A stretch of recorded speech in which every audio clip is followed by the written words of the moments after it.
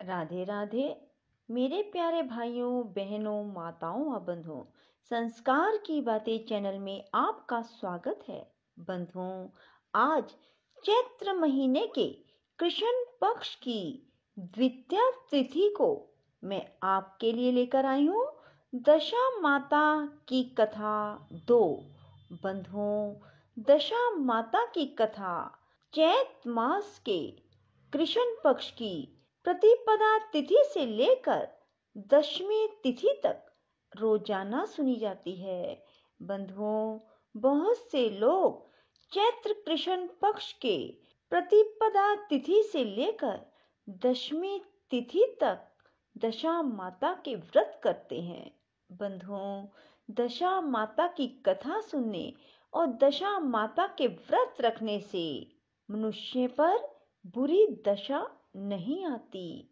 बंधुओं, आप सभी चैत्र मास की कृष्ण पक्ष की प्रतिपदा तिथि से दशमी तिथि तक रोजाना दशा माता की कथाओं को सुनते हैं तो आप पर भी किसी प्रकार की कोई बुरी दशा नहीं आएगी। बंधुओं, यदि आपने संस्कार की बातें चैनल को अब तक सब्सक्राइब नहीं किया तो जरूर करें और बेल आइकन दबाना ना भूलें ताकि आपको हमारी आने वाली सभी वीडियोस की जानकारी सबसे पहले हो सके। बंधुओं, वीडियो को पूरी सुनने के बाद कमेंट बॉक्स में जय दशा माता की जरूर लिखें। बोलो दशा माता की जय हो। एक घर में सास बहू रहती थी। बहू का पति परदेश में गया था। एक दिन सास ने बहू से गांव में से आग लाकर भोजन पकाने को कहा। बहू गांव में आग लाने गई पर किसी ने भी उसे आग नहीं दी। सभी ने कहा कि जब तक दशा माता की पूजा नहीं हो जाती तब तक आग नहीं मिलेगी। बेचारी बहू खाली हाथ घर लौट आई। उसने सास को बताया कि गांव भर में आज दशा माता की पूजा है, इसलिए कोई आग नहीं दे रहा। शाम हो जाने पर सास आग लेने गांव में गई तो स्त्रियों ने उसे आराम से बिठाया और कहा कि सुबह तुम्हारी बहू आग लेने आई थी, परंतु हमारे यहाँ पूजा नहीं हुई थी, इसलिए आग नहीं दे सकी।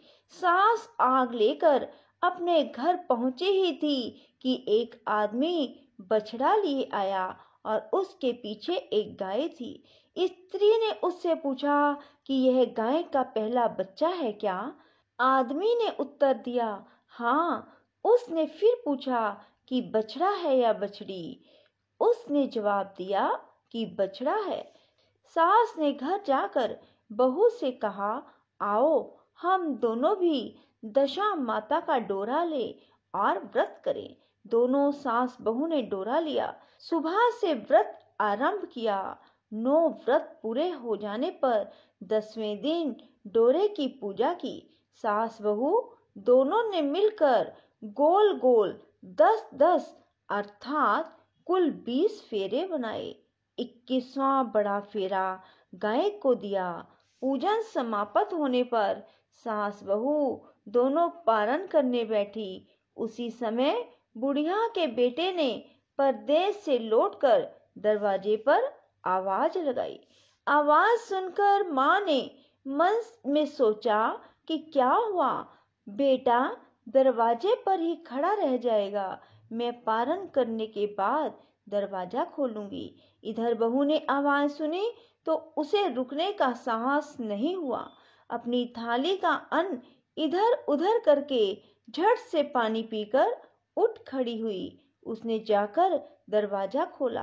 पति ने उससे पूछा कि अम्मा कहाँ है?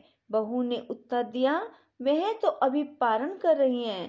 तब पति बोला, मैं तुम्हारे हाथ का जल भी नहीं पीऊंगा क्योंकि मैं 12 वर्ष से घर आया हूँ।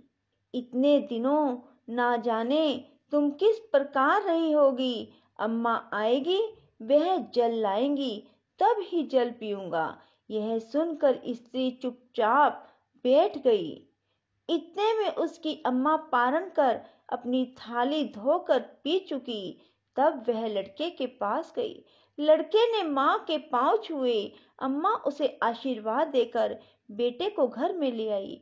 माता ने थाली परोस कर रखी। बेटा भोजन करने लगा। उसने हाथ में पहला ही ग्रास लिया था कि फेरों के वे टुकड़े जो बहू ने अपनी थाली में फेंक दिए थे अपने आप बेटे के सामने आने लगे। बेटे ने माँ से पूछा, यह सब क्या हो रहा है? माँ बोली, मैं क्या जानूं बेटा, बहू जाने। यह सुनकर बेटा आग बबूला होकर बोला, ऐसी बहू मेरे किस काम की, जिसके चरित्र की तुम साक्षी नहीं हो, उसको मैं घर में नहीं रख सकता। इसे अभी घर से निकालो। यदि ये घर में रहेगी तो घर में नहीं रहूंगा। माँ ने बेटे को व्रत के पारण का सब हाल बताकर हर तरह से समझाया, परंतु वह मानने को तैयार नहीं हुआ। वह यही कहता रहा कि इसे घर से बाहर करो तो मैं रह सकता हूँ। माँ ने सोचा, बहू को थोड़ी देर के लिए बाहर कर देती हूँ। जब लड़के का गुस्सा उतर जाएगा तब बहू को बुला लूंगी। बुढ़िया ने बहू से कहा, देहरी के बाहर जाकर पेड़ के नीचे थोड़ी देर के लिए खड़ी हो जा। जब बहू पेड़ के नीचे खड़ी हुई तो पेड़ बोला, मुझसे हट कर खड़ी हो। मैं दशा माता के विरोधी को छाया नहीं दे सकता। इस पर वह वहां से चलकर घड़ोची के पास गई। घड़ोची बोली, मुझसे हट कर खड़ी हो। मुझ पर इतना भार घड़ों का नहीं है जितना तेरा है। वह यहाँ से हटकर घूरे के ढेर पर खड़ी हो गई। घूरे का ढेर बोला, मुझ पर इतना भार कूड़े का नहीं जितना तेरा है। चल यहाँ से हटकर कहीं और खड़ी हो जा। इस प्रकार उसे कहीं भी खड़ा नहीं होने दिया गया। वह अपने मन में बहुत दुखी हुई। वह जंगल में चली गई। जंगल में भूखी प्यासी घूमती फिरती एक सूखे कुएं में गिर पड़ी। वह उसमें गिरी परंतु उसे चोट ना आई। वह नीचे बैठ गई। अचानक राजा नल वहां शिकार खेलते खेलते पहुंच गए। उनके साथी बिछुड़ गए थे। वह प्यास के कारण उसी कुएं पर आए जिसमें वह स्त्री बैठी थी। राजा नल के भाई ने कुएं में पानी के लिए लोटा डाला तो उस स्त्री ने लोटे को पकड़ लिया। भाई ने नल से कहा, इस कुएं में किसी ने लोटा पकड़ लिया है। तब राजा नल ने कुएं पर आकर कहा, तुम यदि पुरुष हो तो मेरे धर्म के भाई हो, और यदि स्त्री हो तो मेरी धर्म की बहन हो। तुम जो भी हो बोलो, मैं तुम्हें बाहर निकाल लूंगा। स्त्री ने आवाज दी। राजा ने उसे बाहर निकाल लिया तथा हाथी पर बैठाकर राजधानी ले आया। महाराज को शिकार से लौटकर महलों की ओर आते देखकर सब ने महारानी को महाराज के आने की सूचना दी। सेवकों ने एक स्त्री को हाथी पर बैठा देखकर रानी को बताया, महाराज एक नई रानी को साथ ले आ रहे हैं। यह जानकर रानी बड़ी दुखी हुई। इतने में महाराज भी वहां आ पहुंचे। रानी ने हाथ जोड़कर विनती की, महाराज मुझसे ऐसी क्या गलती हो गई जो मेरे रहते आपने दूसरा विवाह कर लिया। राजा नल ने हंसकर उत्तर दिया, यह तुम्हारी सोच नहीं ननद है, मेरी धर्म की बहन है। तुम्हें उसके साथ अपनी सगी ननद की तरह बर्ताव करना चाहिए। यह सुनते ही महारानी का मुख प्रसन्नता से कमल की भांति खिल उठा। वह बोली, अब तक मैं ननद का सुख नहीं जानती थी। अच्छा हुआ जो मुझे भाग्य से नंद भी मिल गई। राजा ने उसका नाम मुंह बोली बहन रख दिया और उसके लिए अलग महल बनवाया। उसके दिन अब सुख पूर्वक बीतने लगे। एक दिन राजा की घोड़ी का बच्चा हुआ तो राजमहल की स्त्रियां बधाई गीत गाने लगी। मुंह बोली बहन ने अपने दासियों से कहा, बाहर जाकर पता करो कि किस बात की बधाई गाई जा रही है। दासियों ने बताया, महाराज की घोड़ी ने अच्छी घड़ी में एक उत्तम बछड़े को जन्म दिया है। उसकी बधाई गाई जा रही है। मुंह बोली बहन ने पूछा, क्या घोड़ी ने पहली बार जन्म दिया है? दासियों ने उत्तर दिया, हाँ। तब मुंह बोली बहन ने महारानी के पास जाकर कहा, आओ भाभी रानी, हम दोनों दशा माता का डोरा लें। रानी ने पूछा, डोरा क्या चीज है, मुझे समझाओ। वह बोली, दशा माता के व्रत का नियम है कि पहले पहल जब गाय या घोड़ी या स्त्री के प्रसव की खबर सुने तब डोरा लेकर व्रत आरंभ करते हैं। 9 व्रत करने के बाद 10वें दिन डोरे का पूजन करके विसर्जित करते हैं। इसी के साथ उसने पारण का नियम भी बताया। तब महारानी बोली, तुम्हारा व्रत तुमको फले। मैं पूड़ी और दूध की खीर खाने वाली रानी महारानी बनफरा गोले की पपड़ी खाकर कैसे रह सकती हूँ? ऐसा कहना खाए मेरे दुश्मन ऐसा खाना खाए मेरे दुश्मन। वह बोली, भाभी मुझे जो चाहे कह लो, परंतु व्रत के संबंध में कुछ मत कहो। मैं इसी व्रत के उल्लंघन के कारण मारी मारी फिरती आपके देश में आ गई हूँ। महारानी ने उदासीनता के साथ कहा, मुझे क्या पड़ी है, तुम्हें जो अच्छा लगे वह करो, मैं मना तो नहीं कर रही हूँ। मुंह बोली बहन ने श्रद्धा पूर्वक डोरा लिया। 9 दिन तक व्रत किया। 10वें दिन विधिवत पूजन किया, गोला फरा बनाए और संध्या को पारण करने बैठी। उसी समय उसके पति को अचानक कुछ प्रेरणा सी हुई और वह अपनी माता से आज्ञा लेकर अपनी पत्नी को ढूंढने चल दिया। घूमता फिरता वह राजा नल की राजधानी में पहुंच गया और अपनी पत्नी का पता लगाने लगा। उसने एक कुएं पर कुछ औरतों को बातें करते देखा। एक कह रही थी, राजा की मुंह बोली बहन बहुत ही सुंदर स्त्री है, आजकल उसी का किया हुआ सब कुछ होता है। दूसरी स्त्री बोली, वह सुंदर होने के साथ साथ धर्मात्मा भी है, जब से आई है तभी से उसने सदा व्रत खोल रखा है, उसके दरवाजे से कोई भी व्यक्ति खाली हाथ नहीं लौटता। तीसरी स्त्री बोली, वह जैसी धर्मात्मा है वैसी सदाचारनी भी है। चौथी स्त्री बोली, वह सदाचारनी और सर्व प्रिय भी है, सारी प्रजा उससे खुश है। पांचवी स्त्री बोली, यह सब तो सही है, परंतु अब तक यह पता नहीं कि वह कौन है और कहाँ की रहने वाली है। उन औरतों की बात सुनकर वह साधु के वेश में राजा नल की मुंह बोली बहन के महल के द्वार पर पहुंचा। वहां उसने भिक्षा के लिए आवाज लगाई तो द्वारपाल उसे भिक्षा देने लगा।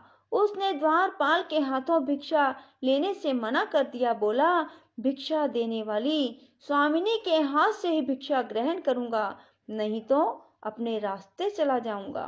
तब द्वारपाल ने उससे कहा, इस समय वह दशा माता का व्रत करके पारण कर रही है, पारण समाप्त होने के बाद ही वह तुमको भिक्षा दे सकती है, तब तक तुम इंतजार करो। वह चुपचाप बैठकर इंतजार करने लगा। पारण कर लेने के बाद वह मुट्ठी भर मोती लेकर आई, परंतु सामने अपने पति को पल्ला फैलाए देखकर वह मुस्कुराती हुई लौट गई। दोनों ने एक दूसरे को पहचान लिया।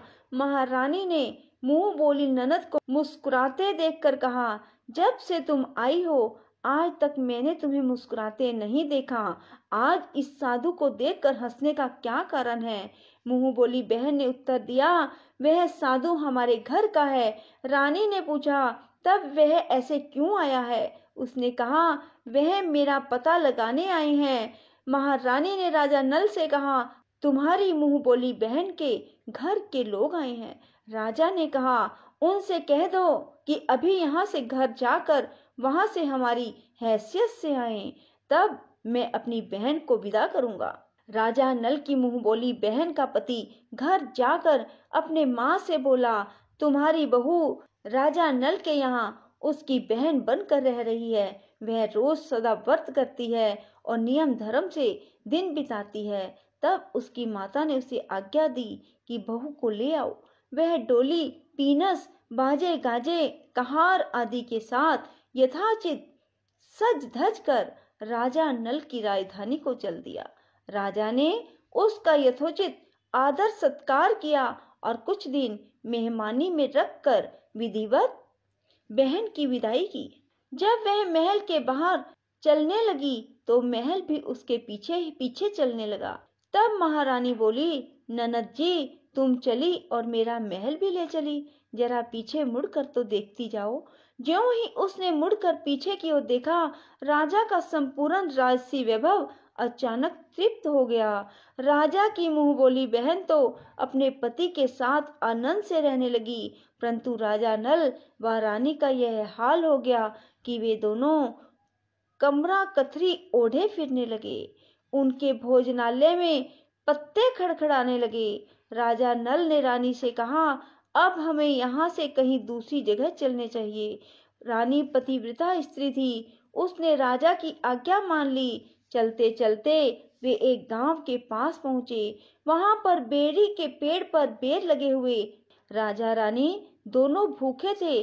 उन्होंने बेरों को उठाया तो बेर लोहे के हो गए। इस प्रकार राजा रानी जिस वस्तु को भी हाथ लगाते वह कंकड़ पत्थर बन जाती। इतने पर भी राजा रानी आगे बढ़ते गए। रास्ते में उन्हें एक व्यापारी मिला। व्यापारी ने राजा रानी को पहचान लिया। उसने राजा रानी के भोजन के लिए सेर भर आटा दिया। वे आटा लेकर नदी के किनारे गए। वहां रानी भोजन बनाने लगी और राजा नल स्नान करने चले गए। उस नदी में मछुआरे मछलियां पकड़ रहे थे। मछेरों ने राजा को मछलियां दी। रानी ने मछलियां भून कर रोटियां बना ली। राजा नल भोजन करने बैठे तो रोटियां ईंट में परिवर्तित हो गई और मछलियां उछलकर नदी में चली गई। वहां से चलकर राजा रानी अपनी मुंह बोली बहन के यहाँ आए।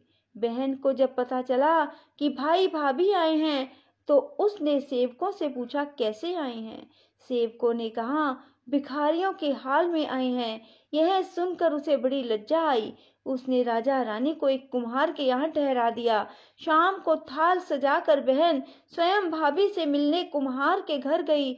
उसने भाभी के सामने थाल रखा तो भाभी ने कहा, इस थाल में जो कुछ भी है उसे कुम्हार के चक्के के नीचे रख दो और चली जाओ। ननद थाल का सामान चक्के के नीचे रख कर चली गई। थोड़ी देर में राजा ने आकर रानी से पूछा, कहो बहन आई थी, क्या लाई थी? रानी ने कहा, आई तो थी, पर जो कुछ लाई थी मैंने इस चक्के के नीचे रखवा दिया। राजा ने वहां देखा तो वह कंकड़ पत्थरों के सिवा कुछ न रहा।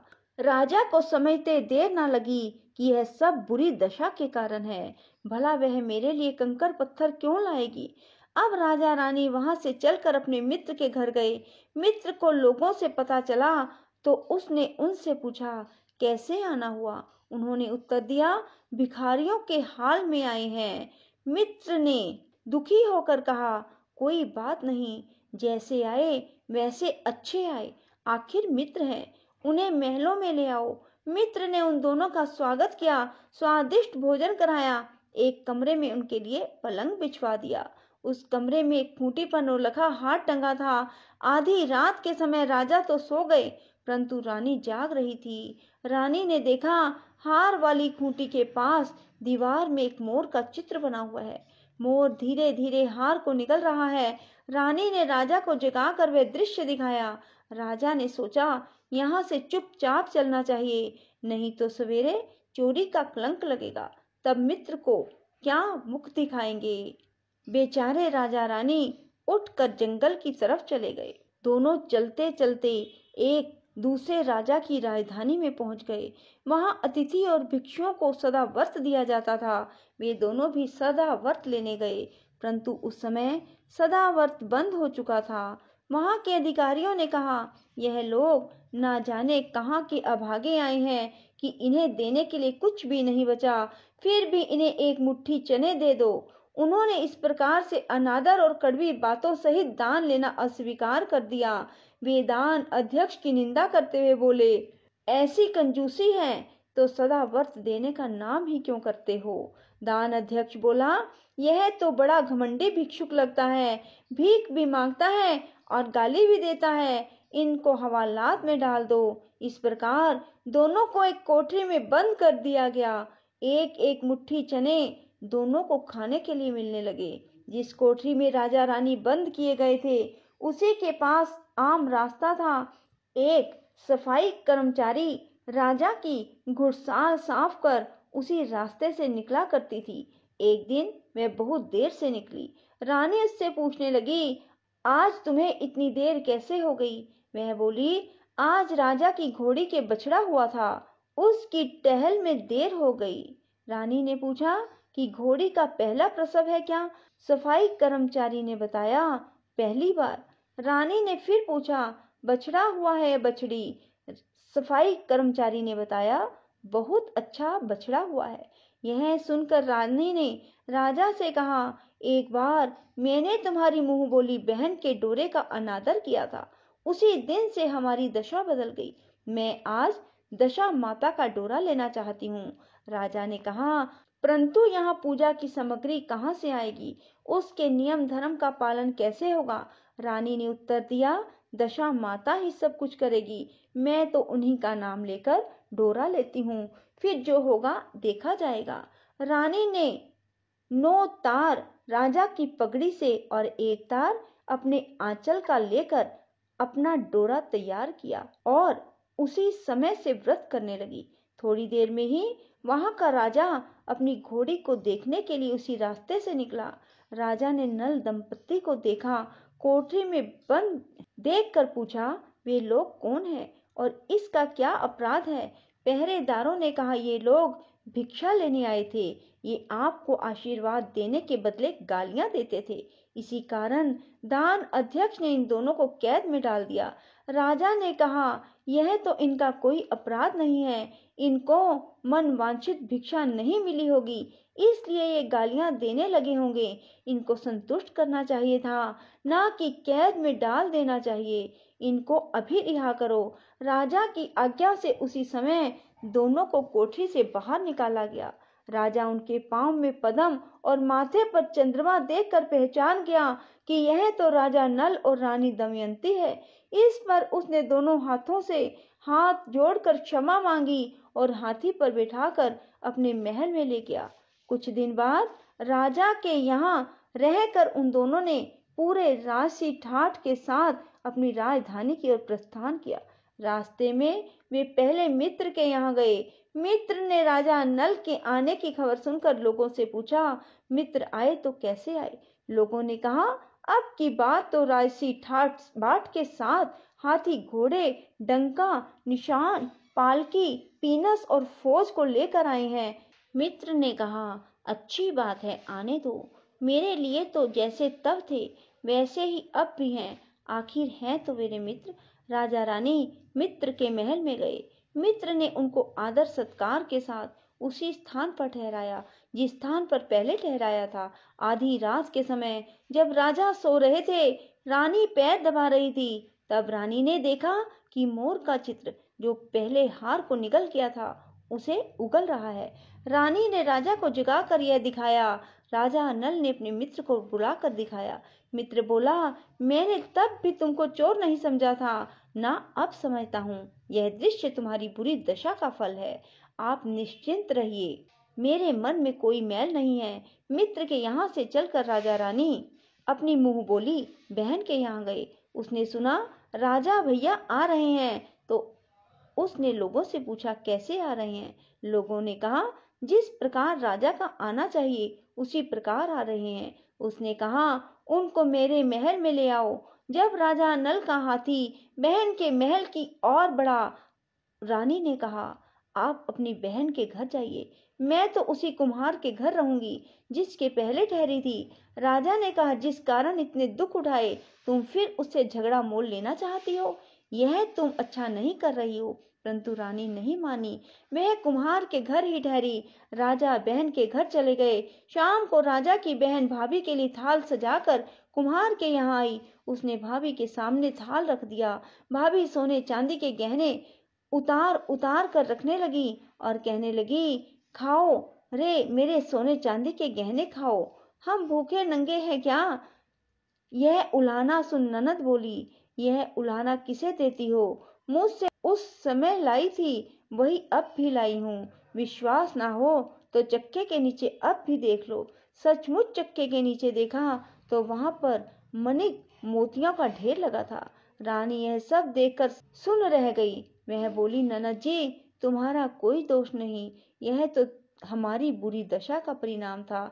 रानी ने ननद का लाया हुआ सब सामान, उनमें अपनी तरफ से कुछ और जवाहरात मिलाकर ननद को वापस कर दिया, परंतु ननद को पूजा का न्योता देना भूल गई। वहां से चलकर राजा सूरा गाय के पास गया। गाय ने सेना सहित राजा को भरपेट दूध पिलाया। वहां से आगे चलकर वे नदी के तट पर पहुंचे तो वहां पड़ाव डाला, भोजन बनवाया गया। जब राजा भोजन करने बैठे तो उसी समय नदी में उछलकर गिरी हुई भुनी भुनाई मछली अपने आप थाली में गिर पड़ी। वह रोटियां जो ईंट बन गई, वे रोटियां बन गई। राजा ने कहा, यह सब क्या हो रहा है, कुछ समझ में नहीं आता। रानी ने बताया कि ये रोटियां और मछलियां वे ही हैं जो उस दिन हमें नसीब नहीं हुई थी। मैं यदि आपसे उस समय कहती कि तली हुई मछलियां जल में उछल गई और रोटियां ईंट बन गई तो आप कदापि भी इसे सच नहीं मानते। इसी कारण मुझे बहाना बनाना पड़ा। अब राजा रानी अपनी राजधानी की ओर आगे बढ़े। जब राजा की फौज अपनी राजधानी के समीप पहुंची तो वहां के लोगों ने समझा कि दूसरे राजा ने राजधानी पर आक्रमण कर दिया है। वे घबरा गए। वहां के लोग नजराना लेकर राजा से मिलने गांव के बाहर आए, परंतु यह क्या, यह तो अपने राजा हैं। लोगों की प्रसन्नता का ठिकाना न रहा। वे श्रद्धा भक्ति के साथ महाराज के आगे चलकर उन्हें उनके महल में ले गए। राजा रानी ने महल में प्रवेश किया। रानी ने तुरंत दशा माता की पूजा का प्रबंध किया। उसने उस पूजा में नगर की सब सौभाग्यवती स्त्रियों को बुलाया। भगवती के भोग के लिए सब प्रकार के पकवान बनाए। आटे की 10 बतियां, 10 शक्कर की गुंजियां और 10-10 अठवाइयां सुहागनों के आंचल में डाली। सुहागनों का श्रृंगार करके दशा माता की पूजा आरंभ की। राजा ने अपना दूरगामी रथ भेजकर अपनी मुंह बोली बहन को बुलवाया।